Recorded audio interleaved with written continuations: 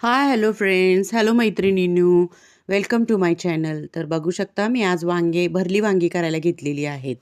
आणि बघूया त्याच्यासाठी लागणारा मसाला.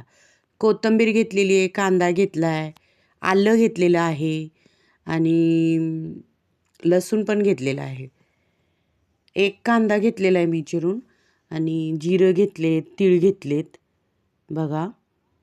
आणि सुकं खोबरं पण घेतलेलं आहे आणि एक टमॅटो घेतलेला आहे. आणि ही वांगी वांगी आपण स्वच्छ आता धुवून घेणार आहोत. आणि ह्या सगळ्या मसाल्याचं मी वाटण करून घेते बघा तुम्ही. त्याच्यानंतर वाटण झालं आहे बघा. तर मस्त वाटण करून घेतलेलं आहे. आणि शेंगदाण्याचं कूट राहिलं होतं तेही घेतलेलं आहे. आणि ते ऑप्शनल आहे, तुम्हाला घालायचं असतं तर घाला, नाही तर नका घालू. त्याच्यानंतर आपण वांगी स्वच्छ धुवून घेतलेली आहेत बघा. तर अशा प्रकारे आता आपण रेसिपीला सुरू करूया. तर मी सगळ्यात पहिल्यानं वांग्यांची देठं काढून घेणार आहे आणि मग त्यांना चिरून पाण्यात टाकून ठेवणार आहे. तर बघा आता आपण वांग्याची देठं काढलेली आहेत आणि अशा प्रकारे चिरून घेतलेली आहेत. आपण मागच्या देठांना पण थोडा थोडा काप द्यायचा मैत्रिणी, म्हणजे वांगी लवकर शिजली जातात. मसाला तर आपण भाजतोच, पण वांगी मग शिजायला खूप वेळ लागतो आणि त्यामुळे गॅस पण जास्त जळत नाही आपला. तर अशा प्रकारे मी सगळ्या वांग्यांना चिरून काप देऊन घेतलेले आहेत, तुम्ही बघू शकता. तर आता आपण पॅन गरम करायला ठेवलेला आहे बघा. गॅस चालू करून पॅन गरम करायला ठेवला आहे आणि आता आपण पॅन गरम झाला आहे त्याच्यामध्ये तेल टाकून घ्यायचं आहे मैत्रिणीनं. तेल टाकून घ्यायचं आहे चांगलं थोडंसं. जरा वांग्याला चांगलं जरा जास्तीचंच तेल टाकलं की लय भारी होतं वांगं. त्यामुळं आजकाल नवीन फॅड आला आहे की भाजूनच मसाला वांग्यात भरायचा असतोय. त्यामुळं मी पण म्हटलं तसा करून बघूया. तर अशा पद्धतीने मी मसाला टाकून घेतला आहे सगळा. मी या मसाल्यामध्ये शेंगदाण्याचं कूट आणि राहिलेला सगळा मसाला टाकून चांगलं भाजून घेऊया आपण. माझ्याकडं ते क्लिप राहून गेली कूट टाकणाऱ्याचं, तर तुम्ही समजून घ्या. मी शेंगदाण्याचं कूट आणि सगळा मसाला टाकून घेतलेला आहे. आणि आता सगळा मसाला ना चांगला भाजून घेऊया. आणि मसाला चांगला भाजत असतानाही आता आपल्याला ह्याच्यामध्ये गोडा मसाला, हळद आणि हे बघू शकता मीठ आहे. ह्यो मसाला पण आपल्याला ह्याच्यामध्ये टाकायचा आहे. आणि लाल तिखट घेतलेत मी. लाल तिखट 2 चमचे घेतलेले आहेत. तर पहिलं हे टाकून घेऊया आपण ह्याच्यामध्ये. आणि बघू शकता मी हळद, गोडा मसाला आणि मीठ घेतलेलं आहे, हे टाकून घेतलं. मैत्रिणींनो, ज्या फळभाज्या असतात ना त्याच्यामध्ये गोडा मसाला टाकला का नाही खूप भारी चव लागते. तुम्ही बघू शकता. कारण का, जसं आपण नॉनव्हेज बनवायला गरम मसाला नेहमी वापर करतो त्याचा, तसाच फळभाज्यांमध्ये गोडा मसाला टाकला की एक वेगळी चव येते भाजीला. तर आपण ह्याच्यामध्ये आता लाल तिखट टाकून घेतलेलं आहे.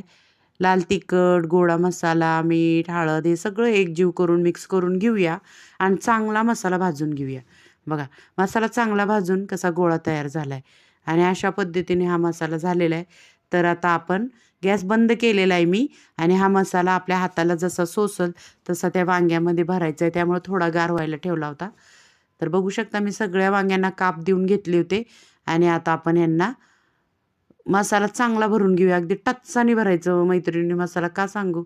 जसा जसा वांगा शिजत येईल ना वांगं, तसं ते सगळं मसाला रश्श्यामध्येच उतरतो आणि वांग्यात तसं जास्त काही राहतच नाही. त्यामुळे चांगला मसाला भरून घ्यायचा. तर अशा प्रकारे मी सगळ्या वांग्यांमध्ये मसाला भरून घेतलेला आहे. तर आता आपण ही वांगी भरलेली आहेत ना जी, ती पॅनमध्ये टाकूया. पॅनमध्ये थोडा मसाला आधीचा आहे, परत वांग्यात पण मसाला भरलेला आहे. आणि आता सगळंच भाजून घेतले तर वांग्याला का सोडायचं, त्याला पण चांगली भाजून घेऊया आपण तेलामध्ये. म्हणून मी तेल टाकलं थोडंसं.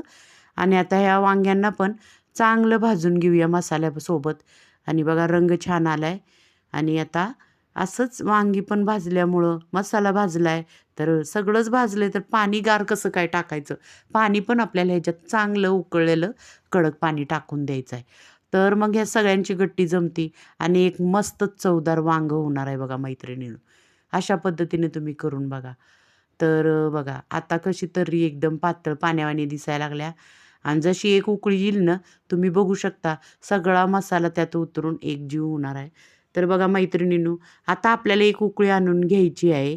त्यासाठी ना मी ह्या वांग्याला बारीक गॅस करून एक झाकण लावून घेऊया आणि एक 2-3 मिनिटासाठी झाकण लावून सोडून देऊया.